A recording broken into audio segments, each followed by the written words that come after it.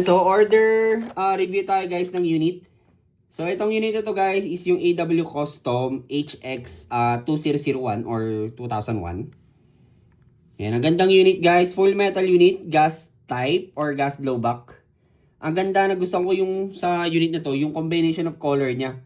So, usually kasi ang hirap mamili, especially kapag, alam mo yun, may mga combination of colors. Ito, talagang ang ganda ng colors niya na fit dito ni AW Custom, no?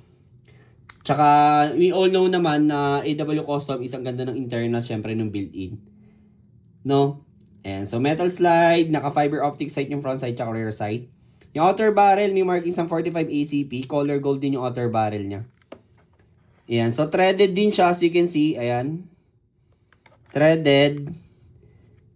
Ayan. Then, yung safety lock niya, gold. Then, yung trigger niya, red. So, isa rin to sa nagustuhan ko, guys. Bakit? May logo siya dito ng AW Custom. Ayan, oh.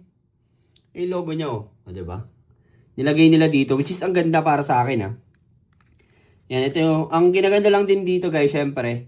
Maliit yung mag-release niya. Hindi siya katulad ng mga EMG na ang taas, tas ang kapal. O kumbaga, mabilis malaglag yung magazine nyo. Konting sagi nyo lang or konting pindot lang malalaglag yung magazine. Yung magwell, ayan, perfect para sa akin to. 10 out of 10. So, may post naman, pinost ko naman to sa Google Drive. Meron naman tayong available nito. Okay, tsaka sa Telegram pa post natin to. Make sure naka-follow kayo sa Kuya Kurt Airsoft natin, guys. Yan, sa TikTok tsaka sa Facebook. Made in Taiwan, as usual. Then yun naman na back, syempre may authentic card tayo, tsaka sticker, tsaka yung thank you card, di ko lang nasulat. So, 26 rounds yung kasya dito. Full metal magazine siya. Yan, ang ganda rin nung, pag sabi daw nila, kapag maganda daw yung unit, especially, quality talaga.